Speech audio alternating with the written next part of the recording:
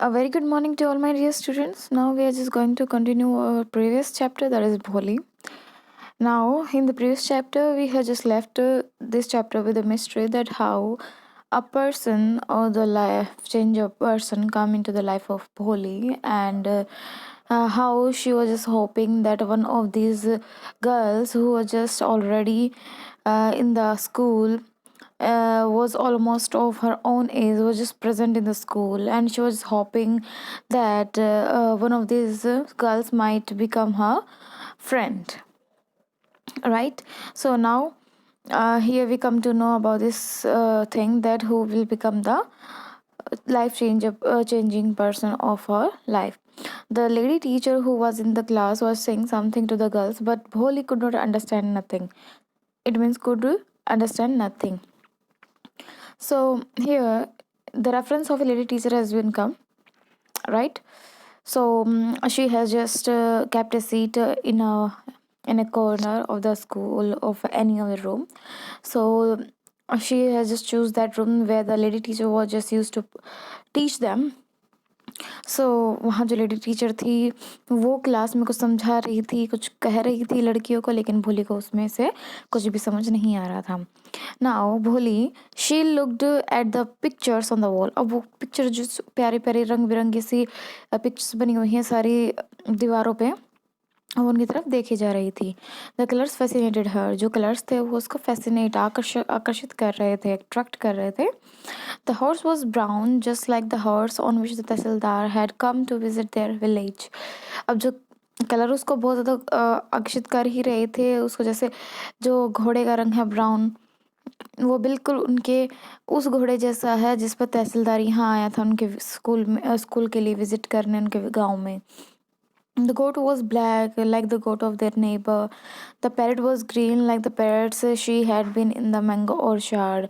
वहाँ जो तोता उसने देखा, यानी कि जो हरे रंग का जो पैरेट देखा वो बिल्कुल उसी रंग का था जिस तरीके का उनकी यू कैन से आम के बगीचे में उनको उसको देखने के लिए मिलता है. उसने वहाँ एक काली बकरी भी देखी. वो बिल्कुल उनके पड़ोसी की बकरी के जितनी ही काली थी वैसे ही दिखती थी. सो उसको बहुत चीज़ें दिख रही थी जो उसको अट्रैक्ट कर रही थी, और काफ़ी हद तक वो उनसे अट्रैक्शन के साथ साथ उनको सिमिलैरिटी भी उनमें से फाइंड आउट कर पा रही थी कि वो उनके आसपास के हैं या फिर उनके आसपास से कोई भी ऐसी चीज़ है. जैसे पैरेट है वो उनके आम के बगीचे में से उसने कभी देखा था, राइट? सो वैसे ही बहुत सारी चीज़ें हैं. बट यहाँ एक चीज़ और आएगी, दैट इज़ द काउ वो जस्ट लाइक देर लक्ष्मी. अब जैसे वो लक्ष्मी यहाँ दोबारा से आया है रेफरेंस नाम का.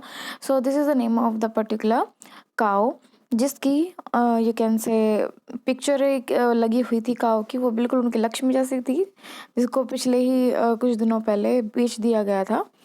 एंड सडनली बोली notice that the teacher was standing bye her side smiling at her. तो तब तो वो घूम घूम कर अपनी मतलब गर्दन को घुमा घुमा कर जब वो अपनी तस्वीरों को देख रही थी, जो भी उसको यू कैन से अट्रैक्ट कर रही थी, फैसिनेट कर रही थी दीवारों पे से. तो जैसे वो घुमा जब उसने दूसरी तरफ अपनी जो गर्दन है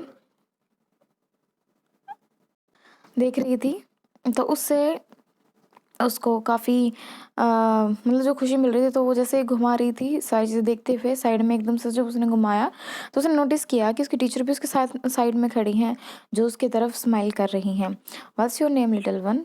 बच्ची तुम्हारा नाम क्या है? भो भो भो. She could stammer no further than that. अब वो अपना नाम कभी इससे ज़्यादा तो कभी बोली ही नहीं, तब वो भो तक ही रह गई. These are the you can say prefix of the word bholi. So here then she began to cry and tears flowed from her eyes in a helpless flood. तो वो रोने लग जाती है, उसकी आंखों से आंसू छलकने लगते हैं जैसे कि वो बहुत ही असहाय महसूस कर रही है क्योंकि वो बोल ही नहीं पा रही है. She kept her head down. वो अपना सर नीचे रखती है as she sat in her corner. अब वो बता नहीं पाती, इस वजह से वो रोने भी लग जाती है और चीज़ों को देखकर शर्मा भी जाती है, घबरा भी जाती है कि उससे ये सब चीज़ें क्यों पूछी जा रही हैं। एंड वो अपने कॉर्नर में ही बैठी रहती है, no daring to look at the girls who she knew was still laughing at her. जब उसने भ भ स्टैमिंग के लिए बोला तो सभी की सभी लड़कियां जो थी उस पर हंस रही थी। नाउ वो अपना यह मजाक बनते हुए देखकर थोड़ी सी दुखी, शायद ज़्यादा दुखी हुई, क्योंकि उसकी आंखों से बहुत ही ज़्यादा टीयर आउट हो रहा था। और वो अपनी कॉर्नर की सीट जो है वो छोड़ना ही नहीं चाहती थी कि कहीं कोई उठकर उसकी नज़र उठाए तो कोई उसे हंसता हुआ नजर आए उस पर। सो यहाँ पर हमें क्लियर हुआ कि यहाँ पर भी लड़कियां उसके ऊपर हंस रही हैं, लेकिन how the thing will be change now, let get start here. When the school bell bell rang, जब वो स्कूल की जो बेल है वो बजती है, घंटियाँ बजती है, all the girls scared out of the classroom. और जैसे ही लड़कियां बाहर आती हैं क्लासरूम से, वो एक, यू कैन से, एक ग्रुप बना के खड़ी हो जाती हैं, बातें करती हैं, हंसती हैं, मखौल करती हैं, but Bholi dare not to leave her corner. लेकिन अभी भी भोली जो है अपने कॉर्नर को छोड़ने की डेयर ही नहीं कर पा रही है। हर हेड स्टिल लोवर्ड, उसका सिर अभी तक नीचे झुका हुआ है। शी केप्ट ऑन सॉबिंग, वो अभी भी सॉब कर रही है, यानी सुबक रही है। सो भोली, the teacher voice was so soft and soothing, यानी कि टीचर ने उसका नाम जो है वो बुक पुकारा। दैट मीन्स वो कहीं ना कहीं उसे समझ चुकी थी कि उसका नाम क्या है, बिकॉज मे बी उसने हेड मिस्ट्रेस से पूछा हो, जो कि आज एक न्यू एडमिशन के तौर पर आया हो, तो उन्होंने उसको पुकारा भोली। द टीचर्स वॉइस, उसको लगा कि जो टीचर हैं उसकी जो वॉइस है वो काफ़ी सॉफ्ट है और काफ़ी नॉट हार्श है, सूदिंग है, सुनने में बहुत अच्छी लग रही है। In all her life she had never been called like that, उसको कभी भी भोली के नाम, भोली भी कभी भी ढंग से पुकारा नहीं गया किसी के द्वारा। So it touched her heart, ये बात उसके दिल को छू लेती है। Get up said the teacher, उसकी टीचर जो है वो कहती उठो। It was not a command, वो उसको कोई कमांड नहीं कर रही है, कोई ऐसा नहीं कह रही है कि उठो, उठकर जाओ यहाँ से, नहीं। वो उसको प्यार से उठने के लिए कह रही है। उसको एक फ्रेंडली सजेशन है। फिर भोली जो है उठ जाती है। Now tell me your name. Sweet broke out her whole body, अब वो उसको दोबारा पूछती है कि मुझे तुम्हारा नाम जानना है, आपका नाम क्या है। देखिए यहाँ टीचर को जो है पता है, लेकिन फिर भी वो उसके मुंह से उगलवाना चाहती है कि इसका नाम क्या है। क्यों? क्योंकि वो उसमें उसके अंदर एक करेज फील करना चाहती है, जिससे वो दूसरों के सामने है पार्ट ऑफ फन ना बने, right. So sweat broke out over her whole body, वो उसके जो भोली बोलने में ही, यानी नाम लेने में ही उसका पूरा शरीर जो है पसीनों से तरबतर हो जाता है। Would her stammering tongue again disgrace, यहाँ एक चीज़ आती है। एक क्वेश्चन राइज होता है, क्या उसकी जो स्टैमर करने वाली जो टंग है हकलाती हुई, क्या वो अभी भी उसको धोखा दी जाएगी? For the sake of this kind woman however she decided to make an effort, लेकिन उसने फिर भी उस जैसी इतनी काइंड लेडी, इतनी दयालु वुमन जो उसकी टीचर थी, उसके लिए उसने डिसाइड किया कि वो कुछ ना कुछ एफर्ट जरूर करेगी। तो she had such a soothing voice, उसको उसको उसकी जो वॉइस थी, यानी कि भोली को अपनी टीचर की जो वॉइस लगी वो काफ़ी सूदिंग लगी। She would not laugh at her, वो उस पर हंस नहीं रही थी, क्योंकि उसने जब भी भ भ भो शी बिगेन टू स्टैमर, और जब वो हकलाकर बोलने लगी तो उसने शुरू किया, बट उसने देखा कि टीचर बिल्कुल भी नहीं हंस रही है। Well then the teacher encourage her, come on now the full name. अब वो उसको इतना इंकरेज कर रही थी कि बहुत अच्छा बेटा, बोलो बोलो बोलो। Yes, what's your full name now? भ भ भ, देन आगे। Now, finally, she says, Bholi. So here, Bholi is, you can say, utter her full name. At last, she was able to say it and felt relieved, as if it was a great achievement. तो यहाँ हमें पता चलता है कि भोली को जब उसने अपना खुद का नाम पहली बार लिया, तो वो अपने आप को एबल समझ रही थी, यानी कि एबल पा रही थी। She found her able to stay, और वो थोड़ा-सा उसके दिलो-दिमाग को आराम भी मिला कि उसने कुछ तो अचीव कर ही लिया है first day at the school. Well then the teacher patted her affectionately and said, put the fear out of your heart and you will be able to speak like any everyone else. वो कहता है very good बेटा, बहुत ही अच्छा, लेकिन अपने दिल से जो डर है उसे निकालिए और अच्छे खुलकर बोलिए। राइट? तो आप भी हर किसी की तरह बोल सकते हैं। Bholi looked up as if to ask really, अब भोली ऊपर की तरफ देखती है, उसकी तरफ उसको पूछती है अपने टीचर को, क्या सच में मैं दूसरों की तरफ बोल सकती हूँ? नाउ टीचर कहती है, yes yes it will be very easy. हाँ बेटा, ये बहुत ही ज़्यादा इजी है। You just come to school every day, will you come? बस तुम्हें स्कूल आना है हर रोज़, क्या तुम आओगी? Bholi nodded, nodded means just to move head in a position either in no और यस, बट यहाँ वो सिर लाती है यस में। नो से इट अलाउड, वो कहती है, जब वो सिर हिलाती है तो वो टीचर हैं, वो ये कहती हैं कि नहीं सिर मत हिलाओ, तुम इसे कहो यस और नो। तो वो कहती है ये यस। यहाँ ये भोली ने अपने आप को बिल्कुल आश्चर्य से देखा कि वो शायद इस चीज़ को कह पा रही है। भोली भी उसने कहा, यस भी उसने कहा। नाउ यहाँ तक भोली के लिए बहुत अच्छी चीज़ रहती है, उसकी जो टीचर है वो उसके लिए एक एनकरेज का काम करती है। She was become the personality who has just given a birth of the encouragement in the heart of our Bholi. ना उसके आगे क्या कहते हैं, did I tell you, didn't I tell you, क्या मैंने तुम्हें बताया नहीं? नाउ टेक दिस बुक, ये बुक ले लो। The book was full of nice pictures and the pictures were in colour, dog, cat, horse, parrot, tiger and cow just like Lakshmi. अब उस बुक में जैसे हमारे यहाँ कायदा होता है, वैसा ही उस बुक में बहुत सारी पिक्चर्स बनी हुई थी।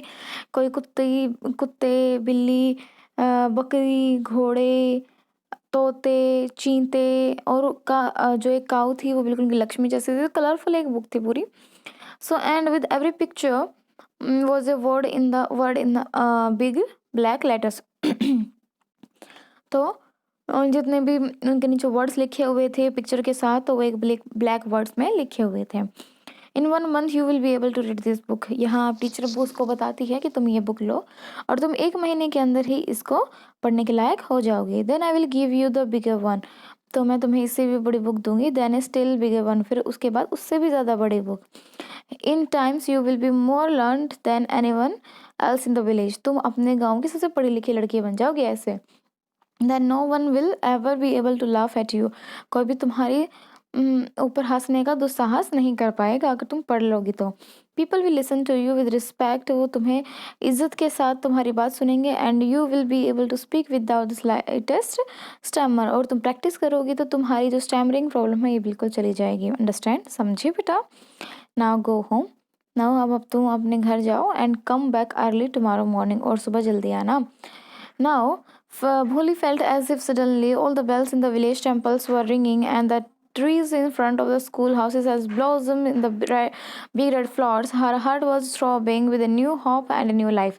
अब जो भोली है उसको ये सब देख के, ये सब अच्छा इतना पॉजिटिव वाइब्स देखकर उसको लगा कि शायद जो मंदिर की घंटियां हैं वो बजने लगी हैं, ट्रीज़ हैं उन पर लाल कलर के फूल आ गए हैं। बिकॉज उसका दिल जो है वो थ्रोब कर रहा था, एक नई आशा के साथ धड़क रहा था और एक नई लाइफ के साथ। नाउ जस्ट सी हियर, हमने जो क्वेश्चंस किए थे, now let me discuss about them. First, does Bholi enjoy her first day at school, क्या भोली ने अपने स्कूल का पहले दिन एंजॉय किया? Yes she did, but she was just frightened because of the stammering problem and she was just afraid that everyone will make fun of her. But it was a mix some kind of days. So now second question is says, does she find her teacher different from the people at home? Yes, she find her teacher different from the people at home because all of the people at home and the neighbor used to make fun of her, but the teacher usually encourage her and feel her a great zeal and jest. So she found a kind of positive notes in the voice of her teacher, but she never finds such positive notes in the voice of her family members and others. Right now, here uh, further we have two of the questions before reading the text here. Then we have to give the answers in the following manner. The first year says, why do Bholi's parents accept Bisambar's marriage proposal and why does the marriage not take in place? Right? Now यहाँ दिसंबर एक नया character आएगा जिसमें भोली के parents जो है उसके लिए उसका शादी तय कर देते हैं। बिशंबर अब कौन है, कैसे है, वो शादी क्या क्यों करना चाहता है, उससे उसके बावजूद ये कि वो बहुत ही भद्दी दिखती है, why does the marriage not taken place, और वो मैरिज क्यों नहीं हो पाई। देखिए अब यहाँ दो कंडीशन दे दी गई है कि एक तो दिसंबर से मैरिज होने वाली है और वो नहीं होती है, दोनों के ही कारण हमें ढूंढने हैं। दस द ईयर पास्ट, ऐसे ही साल बीतते गए, the village become a small town, अब एक गांव जो छोटा सा कस्बा हो चुका है।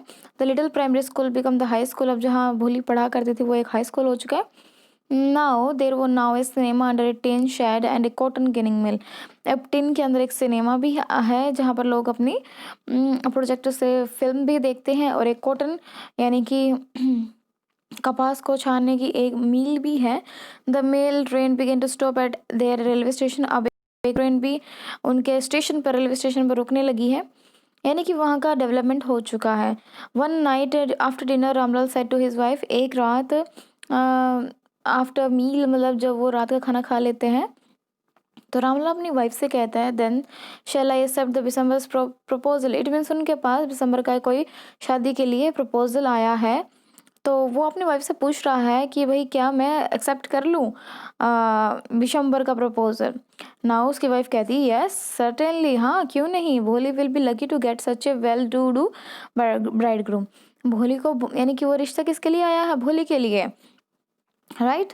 तो यहाँ पर देखते हैं कि भोली को क्या समझा जाता है उसके साथ, मतलब उसके प्रपोजल को किस तरीके से एक्सेप्ट किया जाता है, डिक्लाइन किया जाता है।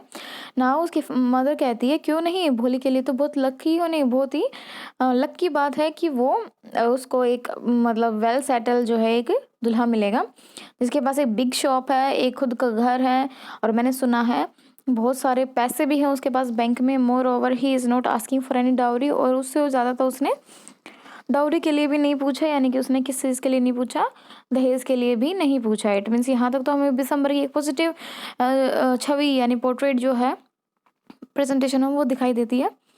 That's right, he is not so young you know, almost the same age I am and he also limps. अब देखिए यहाँ उसमें कमी क्या थी कि वो डाउरी क्यों नहीं ले रहा था और ऐसी ल- लड़की से शादी करने के लिए क्यों तैयार था। इट मीन्स अब वो देखिए अब उसके बाप की उम्र का है, वो कहता है उसके पिताजी कहते हैं कि वो इतना भी बड़ा नहीं है, सिर्फ मेरे जितना ही है। सो वो सिर्फ मेरी एज का है, अभी तक उसमें उसके बूढ़ी हड्डियों में तो कैसे जान भी नहीं है। Moreover the children from his first wife are quite grown up, और उसकी जो पहली एक बीवी है उसके भी बच्चे काफ़ी बड़े हो चुके हैं, यानी कि दिसंबर की ये दूसरी शादी है। लेकिन वो अपनी जो फर्स्ट वाइफ है शायद वो मर गई है, what ever be the reason is, but वो अब भोली से शादी करना चाहता है। अभी तक उसको भोली के बारे में बिल्कुल भी नहीं पता है कि भोली कैसी दिखती है और कैसी है। सो यहाँ तक हमें पता चलता है कि दिसंबर एक जवान लड़की से शादी करने के लिए कोई डाउरी नहीं ले रहा है, और उसको अपने बच्चों की माँ बनाने के लिए भी तैयार है, बिकॉज उसको उसका चेहरा अभी तक दिखाई नहीं दिया है। So what does it matter if his wife replied 40 और 45, तो क्या फ़र्क पड़ता है, वो सिर्फ 45 या 46 साल का ही तो होगा ना। So it is not a great age for a man, एक आदमी की भी कोई एज थोड़ी होती है, यानी कि वो कहना चाहते हैं that a man can never be old, we are lucky that he is from another village, हम बहुत लकी हैं कि वो हमसे दूसरे गांव से हैं। और उसे he does not know about her pock marks, वो उसके पॉक मार्क्स के बारे में नहीं जानता है। हर लैक ऑफ सेंस, और उसके जो मंद बुद्धि होने के बारे में भी वो नहीं जानता है। If we do not accept this proposal she may remain unmarried all her life, अगर हम ये प्रपोजल नहीं स्वीकार करते हैं तो वो हमेशा के लिए कुंवारी रह जाएगी। Yes but I wonder what Bholi will say, यहाँ उसके पिताजी कहते हैं कि हाँ बट मुझे इस बात की फिक्र है कि भोली क्या कहेगी इस बारे में, right. What will that witless one say she is like dumb cow, और उसकी मम्मा कहती है वो मंदबुद्धि क्या जवाब देगी आपको, वो तो बिल्कुल एक ऐसी काऊ की तरह है, एक गूंगी गाय की तरह है। May be you are right मटर रामलाल, रामलाल कहता है मे बी तुम सही बात कह रही हो। In the other corner of the court yard भोली ले अवेक ऑन हर कोट, दूसरे ही यानी कि अपने बगीचे वाले साइड में दूसरे ही गैलरी में वो जो भोली है वो कहाँ लेटी हुई है, अपनी चारपाई पे लेटी हुई है। Listen to her parents whisper conversation, वो अपने पेरेंट्स की जो कन्वर्सेशन वो सुन रही है। Bishamber Nath was well to do grocer, Bishamber Nath क्या है, एक काफ़ी रईस ग्रोसर है, व्यापारी है। उसकी बहुत बड़ी दुकान है, पंसारी है वो। And he came with a big party of friend relation with him for the wedding. वो उसके साथ उसके लिए बहुत बड़ी बारात लेकर आया अपने रिलेटिव्स और फ्रेंड्स के साथ उसे बिहाने के लिए। A brass band playing a popular tune from an Indian film heading the processions. अब उसका एक ब्रास बैंड या स्पेशल एक बैंड आया, एक ग्रुप ऑफ बैंड आया जो बिल्कुल बहुत अच्छे अच्छे ट्यून्स बजा रहा था, specially in the Indian films में जो होती है। With the bride grooms riding a decorated horse. उसमें जैसे हमारे यहाँ घुड़चड़ी के टाइम पे एक बहुत अच्छा हॉर्स होता है जिसको सजाया जाता है ना, तो वैसे ही वो आया उसको राइड करके। Ramlal was over joy to see such a pomp and splendour. अब रामलाल है वो काफ़ी हद तक बहुत खुश है ये इतने शान शौकत देखकर। He had never dreamed that his four daughter would have such A grand wedding. ऐसे वेडिंग किसी और की कभी नहीं हुई थी। वो इस बात से खुश था कि भाई उसकी बेटी किसी अच्छे घर में जा रही है इतनी ग्रैंड वेडिंग के साथ। Bholi's Elder sister who had come with the occasion even envious of her luck. भोली की जो बड़ी सिस्टर्स थी उन वो भी उसके भाग्य को लेकर काफ़ी ईर्ष्या करने लगी। When the auspicious moment came to the bride said bride the bring the bride। अब जैसे ही वो बहुत अच्छा मोमेंट आता है जब वो मतलब माला डालने वाली होती है, तो वो प्रिस्ट कहता है कि दुल्हन को बुलाइए, जैसा हमारे यहाँ होता है। भोली clad in red silken bridal dress was led to the bride's place near the sacred fire, यानी फेर के आसपास वो जो है बैठा दी जाती है। Now garland the bride. अब वो क्या कहता है, जो ब्राइड है हमारी उसको माला पहनाओ। One of his friend prompted Vishambharnath. जब वो दूल्हे को माला पहना रही थी तो विशंबरनाथ को एक उसके दोस्त ने ही उसको ऊपर उठा लिया। The bridegroom lifted the garland of yellow marigold. So उसने गेंदे की जो माला थी वो उसके गले में डाल दी। Woman slipped back the silken veil from the bride's face. अब एक औरत थी, यानी कि कई बार ऐसे जलते भुनते भी लोग रहते हैं जो आपकी खुशियाँ देखकर बिल्कुल खुश नहीं होते हैं, तो वो यहाँ पर उसका अपनी भोली का जो वेल है यानी घूंघट है वो क्या है हटा देते हैं। और Bishamber took a quick glance, और वो एकदम से उसको देख लेता है। The garland remain poised in his hand. जब उसकी बारी होती है वो डालने वाला होता है तो वो क्या कर लेता है, उसको उसके हाथों में वो माला अटकी रह जाती है। The bride slowly pulled down the well over her face. वो जल्दी ही अपना चेहरा जो है वो ढक लेती है। Have you seen her said Bishamber to the friend next to him. वो अपने दोस्त को कहती है, विशंबर जो है वो विस्पर करता है अपने फ्रेंड के साथ, कहता है कि तो क्या तुमने देखा उसका चेहरा। शी है pock mark on her face. उसके चेहरे पे तो बहुत ज़्यादा गड्ढे और धब्बे हैं। So what you are not young either. और उसका फ्रेंड जो है वो कहता है कि तुम भी कोई यंग थोड़े ही हो तो क्या हो गया। मे बी, हाँ विशंबर कहता है, but if I am to marry her her father must give me 5,000 rupees. वो कहता है कि अगर मैं उससे शादी करूंगा तो उसके पिता जी मुझे 5,000 रुपये देंगे। Ramlal went and placed his turban in honour at the Bishamber's feet. Do not humiliate me, so take 2,000 rupees. अब रामलाल जो है वो उससे आग्रह करता है, अपना जो सिर का पग होता है, खंडवा होता है, वो उसके जो उसकी खुद की इज्जत मानी जाती है, तो विशंबर के पैरों में रख देता है और उसको कहता है कि मुझे ऐसे शर्मिंदा ना कीजिए, आप 2,000 रुपये ले लीजिए। बट विशंबर जो है वो अपनी बात पर अड़े रहता है। वो कहता है नो 5,000 रुपीज़ और वी गो बैक। 5,000 रुपये ही चाहिए हमें, नहीं तो हम वापस जा रहे हैं। Keep your daughter. आप अपनी बेटी अपने पास रखिए। देखिए यहाँ पर विशंबर जो है वो एक ग्रीडी पर्सन के तौर पर आ रहा है, और वो बिल्कुल भी एग्री नहीं हो रहा है कि वो भोली से मैरी करे। Now be little considerate please if you go back I can never show my face in the village. अगर आप ऐसा करोगे कि आप अपनी बारात वापस लेके चले जाओगे तो मैं अपना चेहरा कभी भी गांव में नहीं दिखा पाऊंगा। देन आउट विद 5,000, तो 5,000 रुपये लेकर आओ तभी मैं यहाँ से नहीं जाऊँगा। Tears screaming down his face, Ramlal went in open the safe and counted out the notes. अब वो अपने यू कैन से रोता हुआ वो फेस लेकर जाता है।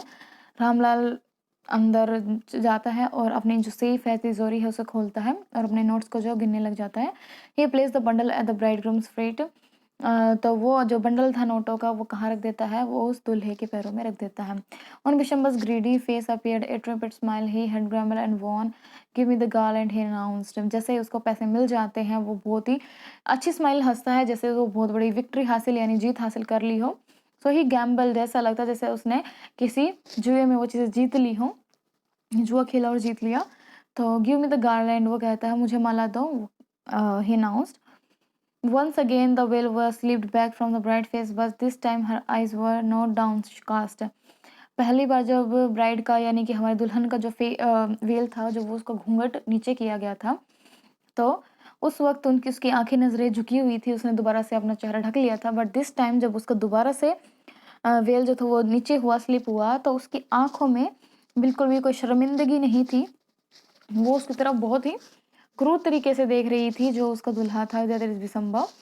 तो शी वॉज लुकिंग अप, वो उसकी तरफ देख रही थी, looking straight at her prospective husband, वो उसके हस्बैंड होने वाले हस्बैंड की तरफ देख रही थी। And in her eyes there was neither anger not hate, only cold contempt. वो उसकी आंखों में ना कोई गुस्सा था, ना कोई घृणा थी, बस सिर्फ एक संतुष्टि थी, जिसे वो एक यू कैन से एक नॉलेजेबल पर्सन के पास होती है। Then Bishamber raise the garland to place it her round the bride's neck. अब बिशंबर जो है जो गार्लैंड है, माला है, वो पहना रहा है भोली को। But before he could do so, वो उससे पहले पहना पाता, भोली है struck out in streak of lightning and the garland was flying into the fire. अब जैसे ही वो भोली को माला पहनाने वाला ही होता है, तो वो उसके हाथ झटक देती है, और जो माला है वो कहाँ गिरती है, उस कुंड में गिरती है जहाँ पर उनके फेरे होने वाले हैं। शी गोटा, वो खड़ी हो जाती है, and through away the hell, और वो अपनी घूंघट को फेंक देती है। वो कहती है पिताजी, सेड भोली in clear loud voice, and her father, mother, sister, brother, relations and neighbors were startled to hear her speaking without even the slightest stammer। तो जैसे वो आवाज़ करती है पिताजी, तो सभी देखते हैं वो कितनी क्लियर बोल पा रही है, कि उसके सारे रिलेटिव, पापा, मम्मा, बहन, भाई, सब के सब उसकी तरफ ऐसे देखते हैं जैसे उन्होंने इससे पहले उसको कभी भी ऐसे देखा ही ना हो। पिताजी, टेक बैक योर मनी, पिताजी आप अपने पैसे जो हैं वो ले लीजिए। I am not going to marry this man, मैं इस आदमी से शादी नहीं करूँगी। नाउ रामलाल वॉज थंडरस्ट्रक, वो एकदम से बहुत ही शॉक हो जाता है। The guest begin to whisper, वो गेस्ट जो है एक दूसरे के कानों में विस्पर करने लग जाते हैं, फुसफुसाने लगते हैं। सो शेमलेस, वो कहते हैं कितनी ज़्यादा बेशरम है, कितनी ज़्यादा अगली है और कितनी ज़्यादा बेशरम है।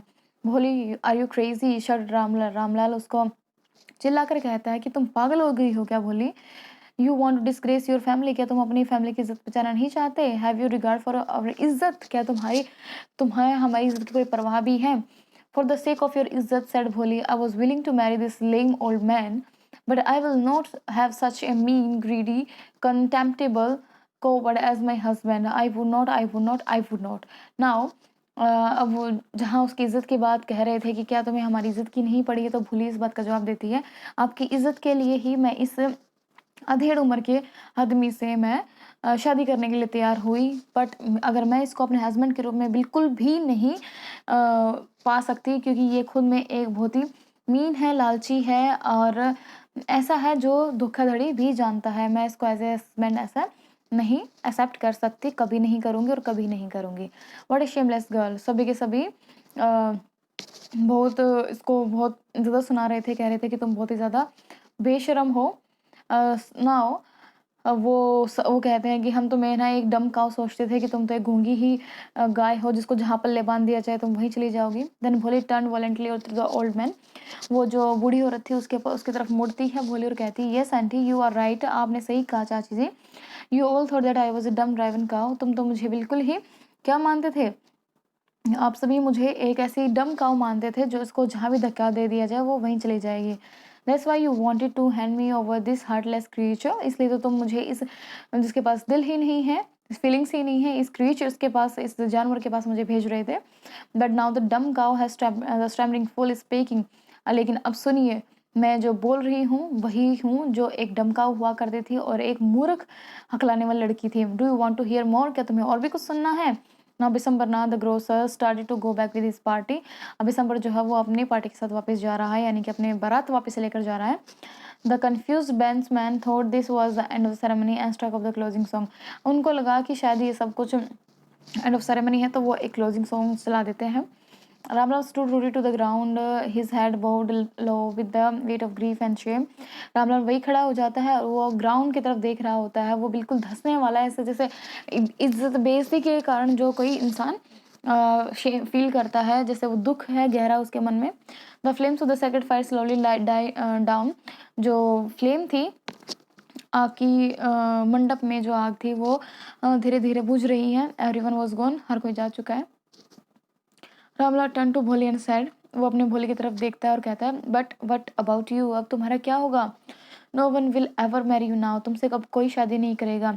What shall we do with you, अब हम तुम्हारा क्या करेंगे?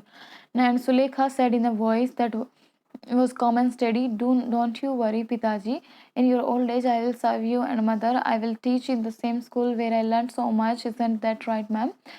ना वहाँ उसकी टीचर भी खड़ी थी, तो वहाँ पर वो उसको कहती है कि जैसे वो अपने पिताजी को बात कहती हुई अपनी टीचर की तरफ चली जाती है, यानी कि वो अपने पिताजी को कहती है, मैं बूढ़े माँ बाप जब आप हो जाओगे तो मैं आप दोनों की सेवा करूँगी और अपने सेम स्कूल में भी पढ़ाऊँगी जहाँ पर मेरी मैडम ने मुझे पढ़ाया है। The teacher had all along stood in the corner, वो भी वहीं खड़ी थी वॉचिंग द ड्रामा, और ये सब ड्रामा देख रही थी। यस भोली ऑफ कोर्स शी अप्लाइड, उसने कहा कि बिल्कुल भोली, बिल्कुल सही बात का, वो बहुत खुश थी इस बात में। And in her smiling eyes was the light of a deep satisfaction that an artist feels when contemplating the completion of her masterpiece। देखिए अब जो भोली थी वो उसके लिए बहुत एक अपने बच्चे जैसी थी, तो उसके अंदर एक अच्छी सेटिस्फिकेशन आई कि मैंने जिसकी लाइफ में कुछ सुधार करने की कोशिश की वो सुधरा भी। सो यहाँ पर हमें पता चलता है वो एक आर्टिस्ट की तरह उभर कर आ रही है जिसने एक मास्टरपीस को कंप्लीट किया है। या मास्टरपीस कौन है? अपनी भोली। उसके अंदर कंप्लीट क्या किया है? उसके अंदर का करेज। Now this has been written by K.A. Abbas. So this is the end of your video. You have to written down all these glossaries in your notebook, and you have to do all these kind of you can say question and answers in your fair notebook. For this we will meet in the next video with the next chapter. I hope this has been clear to you now, but let me finish with the two of the questions here we just raised before this text. First is, why do Bholi's parents accept December's proposal? Because the only reason is that Bholi is stammering, she is a dumb cow, and they thought that she has a ugly face, and she will not you can say so mindful or witful that the other people are. That's why they just accept the old aged December's marriage proposal to Bholi. Now why does not marriage does not take place? Because Bholi was spoken out for herself, and she was just getting some of the courage to stop this kind of discrimination as well as the rights of dowry. That's why the marriage did not taken place, and one of the reason is that Vishamba shows his greed and mean part of his nature. That's why the Bholi did not like. That's why the marriage was not taken place, because Bholi did not you can say want to you can say do any kind of favor to her family and friends, that a person, that lifeless creature will spoil the life of her, and especially when she will become a grown up woman, that particular grown person will give her the harm as his mean greed and his so many contempt. So because of all this nature, Bholi decided to not to marry Vishambarnath. So this is all about your lesson. I hope this has been clear to you now. We'll meet in the next video with the next chapter. Thank you.